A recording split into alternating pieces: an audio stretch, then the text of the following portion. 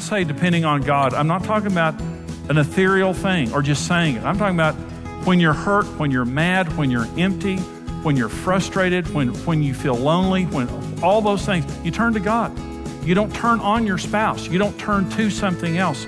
You turn to God and you trust Him with that need in your life. In this session, I want to talk to you about a dynamic that's very common in relationships. It's a sprint mentality versus a marathon mentality. When we get married, when we meet each other, we typically are in a sprint mode rather than a marathon mode. Marriage is a marathon. My mom and dad married for 61 years. You can't sprint that long. 70 pounds ago and 50 years ago, I used to run track.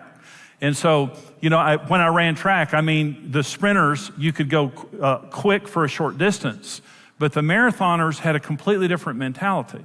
And so many people today get married in a sprint, and what they find is that everything's passionate, everything's wonderful, everything's incredible right before it crashes. But the marathon mentality says, it's not what we can make happen, it's what we can keep happening. What can we keep happening for 61 years? What can we keep happening for the rest of our lives, rather than what can we make happen for a few months or a few years, while we're falling in love and while we're securing the relationship or something like that, and then the thing falls apart. Marriage is like two rivers that come together. When you're dating, you're like parallel rivers. You're adjoining each other, you're examining each other, you think you know each other, but when you get married, it's like two rivers that come together, and there's the immediate crashing, just the personalities, the different people, the different, desires, whatever you want to say, personas that come together, and there's a lot of turbulence, there's a lot going on. But what happens is the longer you're married, God's way, in the marathon mentality, the more you become one, the more it becomes peaceful, it becomes joyful.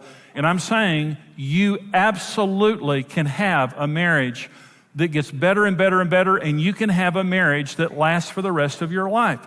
You've got to get out of the sprint mentality, and you've got to get out of the fear mentality. When you're operating in fear, it will make your fears come true. But when you're operating in faith, it will make your dreams come true. And so a lot of people, when Karen and I married, we were full of fear, and we had a sprint mentality. And so we almost divorced. It was by the grace of God that we made it. Now, this is a very, very important question. What is the source of your love? When you say you love someone, what is the source of that? Now, again, most of us have never thought about this, but I want you to think about it. And when you ask a person that's in love, they're married, they're in love, what fuels your passion for your marriage? What fuels your love for your spouse? The typical answers are passion, chemistry. We just have great chemistry. We're soulmates. That's kind of a big phrase today. Sexual attraction, we're best friends. We enjoy being together, all the above or whatever. And so those are the answers. But life happens. Conflict, children, finances, job stress, hurts from our past, temptation and sins, mistakes, failures, hurtful words, taxes, bills, illness, in-laws, the devil, the world. All of that happens to us, and it drains our batteries. All of that's going to happen. Again, the marathon mentality says we have got to run this race in such a way is that we can endure whatever's coming. The sprinters don't think like that. The sprinters have a completely different mentality. And a lot of people who fail in marriage, they're sprinters who don't have a resource deep enough, a lasting resource to fuel their love long term. Karen and I didn't. When we got married, we got married with the best of intentions, but one day I woke up and I was out of love. I didn't love Karen anymore. And if someone said, do you love your wife? I wouldn't have said it probably. I would have pretended. But I didn't love Karen anymore. I thought I'd made a mistake. She was the enemy. Karen was my enemy. And here was the thought in my mind. If she would change, our marriage would be healed. If she would change, our marriage would be so much better, and our marriage would be healed. And a lot of people, a lot of you watching right now, wherever you're watching, is you have that thought in your mind. I can just tell you, I was wrong. I had a sprinter's mentality. I had a fear-based mentality. I was deceived. And I absolutely believed that I had married the wrong woman. I had made a mistake, and now I was stuck in a bad marriage. And so let me tell you the two wrong sources of love. And these are the two most common sources of love. So I'm asking you, what is your source of love? If you're going to make it in marriage, if you're going to make it for the next 61 years, like my mom and dad, you're going to make it for another 40 or 50 years, okay? What is your source of love?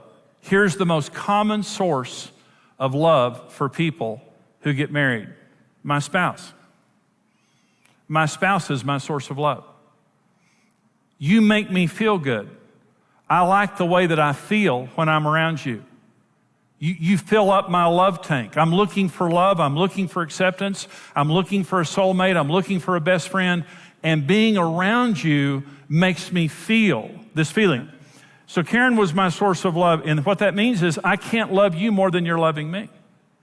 Now, I tell the story about when I played golf. I golfed all the time. I worked all the time. And it almost ruined our marriage. And the night that our marriage was healed, I gave up golf. But let me tell you about why I played golf. Let me tell you about just my emotional disposition at that time. I got saved a week before we got married, so I was a Christian. But I didn't know how to trust in God. I didn't know that. So Karen was my source of love. I wanted Karen to meet my needs. And so when we got married, she couldn't. Because only God can meet your deepest needs. See, people can't meet your deepest needs. Only God can. And when you don't trust God to meet your deepest needs, you automatically transfer the expectation of that on your spouse, and your marriage is set up for failure. It's a codependent relationship. In other words, your source is just simply the wrong source. It's not God, it's your spouse. So my source was Karen. Well, I need acceptance. That's one of the things I need. I need identity to feel like I'm somebody. I mean, I have all those needs, but here's the way Karen made me feel. She made me feel rejected. Because love is our greatest need, rejection is our greatest wound and our greatest fear. My greatest need is love, true love. And my greatest rejection, or my greatest fear then, it's true for everyone. Well, so we were married, and I remember walking through the house, and I would say or do something, and what I was trying to do is to get a certain response from Karen. A smile, a look, her to jump on top of me and, passionately kiss me or whatever I was looking for. Well, it didn't happen. And it made me feel rejected. Now, I'm not the kind, most men are not this way. I'm not the kind of a person that when I feel rejected, I say, I feel so rejected. My feelings are just so hurt. Karen, you just devastated me. I didn't do that. When I get hurt, this is what I do.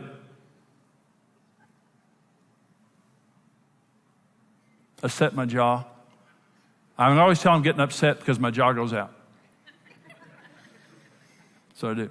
So Karen, I would be walking through the house and I would say, hey Karen, how are you? And she'd kind of, ignore me or walk off. She wasn't being bad. There's nothing wrong with her. And I would think to myself, she doesn't think I'm attractive. She didn't like me.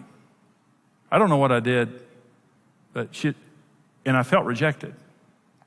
And I'd go get my golf clubs and go golfing. Because on the golf course, I didn't feel that way. I didn't feel that way with my friends. But when I came home, I was so raw with the feeling of rejection. Okay. Well, so Karen was my source.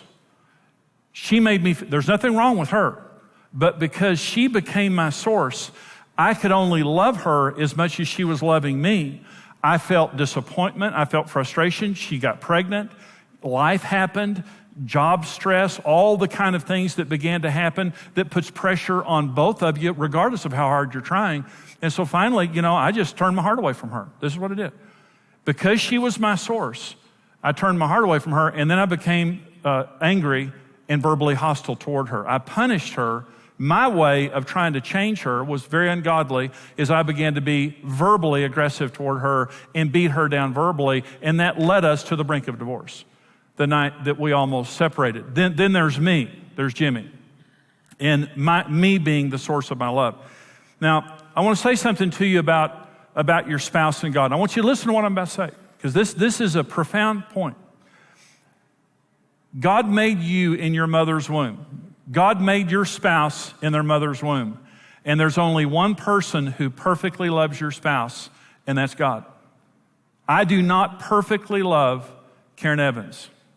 I love her as much as I can, but I don't perfectly love her, but God loves her perfectly, permanently, and powerfully. My God is constantly in love with my wife, and He loves her perfectly for who she is because He made her in her mother's womb. He loves her permanently, and He'll never change His mind about His love for her, regardless of how mad I am. I've tried to get God to be mad at Karen. I've just tried to sick God on Karen many times. He won't do that. And He loves her powerfully, which means 1 Corinthians 13 says love never fails. God's love is not human love. God's love can solve any problem. God's love is supernaturally powerful to do what a human can never do. So if I'm my source, Galatians chapter 5 says this: the deeds of the flesh. Paul says there's only two sources of love, your flesh or the Spirit. And the Apostle Paul says if you walk in your flesh, here's what's going to happen: jealousy, envy, divisions, factions, outbursts of anger, immorality, all those things. In other words, that's what you can produce out of you. But the fruit of the Spirit, listen, the fruit of the Spirit is love. That's God's perfect love. Joy, peace, patience, goodness, kindness, long-suffering, self-control. That's the person that I want to be married to. That's the person that my spouse wants to be married to, and it's free. So let's listen to me. So what is your source of love? Okay? What is your source of love? It cannot be my spouse. If they're the best person on the planet, they cannot be my source of love. I hope you feel passion. I hope you have good chemistry. I hope you're sexually attracted to each other. I hope you're soulmates and all that. It's not enough. It's enough for a sprint. It's enough for a sprint. We're sexually attracted. We just love each other. We're soulmates. Go, have your sprint, and then you'll fall down exhausted and your love will be over. If your source is a person, you'll fail. I promise you will fail. I promise you'll get your heart broken. I promise you'll be devastated by marriage. If you trust in yourself, you think too highly of yourself. I just can't do it. I cannot love with that kind of love. Well, what's the answer? God. The only source that can fuel a lifetime of love is the person who perfectly, permanently, and powerfully loves my wife and myself. So when I wake up in the morning, here's what I do. This is Karen and me. When I woke up this morning, this is what I did. When she woke up this morning, this is what she did. And we do it every day. This is our marriage. I sit before the Lord, and when I pray, and here's what I say: God, I can't love Karen today. I can't love Karen today without you. I can't. And I know life is going to happen. I know that we're going to have conversations, issues. I'm going to walk through the house, and I'm going to want her to smile at me and tell me what a hunk I am and jump on top of me, and it's not going to happen. And when that happens, I need the grace not to call her something bad. I need the grace not to take it personally. I always took it so personally. And Karen was just walking through the house thinking about 1,000 things, and she'd give me a look. Well, she was stressed out about all the things she had to do, but I took that personally. Lord, I need you to fill me with your love, with your joy, with your peace, with your patience, kindness, goodness, faithfulness, gentleness, and self-control. I need your strength inside of me today with Karen and every other person that I come in contact with. I don't trust myself, and I can't depend on people. Listen to what I just said. I don't trust myself, and I can't depend on people. When I began to turn to God and trust in Him, and what I mean by that is it has to be a relationship. It has to be real. When I say depending on God, I'm not talking about an ethereal thing or just saying it. I'm talking about when you're hurt, when you're mad, when you're empty, when you're frustrated, when you feel lonely, when all those things, you turn to God. You don't turn on your spouse. You don't turn to something else. You turn to God and you trust Him with that need in your life. Well, I turned to God. When my life changed, when our marriage changed, I turned to God. Let me say, our 4 deepest needs are acceptance, identity, security, and purpose. And acceptance means to be really loved constantly, perfectly, for who I really am and not to have to perform for it. I don't want to have to perform for it. Okay. When I began to experience God's love, I no longer felt rejected when Karen didn't give me the response I needed. And this was the most dramatic change that I saw in our relationship. I would be walking, it's true today, it's true in our relationship today, because Karen's a wonderful wife, but she's a person, just like me. I'm a human being. And when Karen responds to me in a certain way, this began to happen as soon as I began to turn to God, and I released Karen from the expectation of being my source. And I didn't trust myself anymore because I saw what I was capable of. The meanness and the pettiness that I was capable of. And when I began to turn to God, I remember the first time that Karen made a response to me that before would have made me feel rejected. And she made this response toward me. And I remember thinking, she's having a bad day, but there's nothing wrong with me.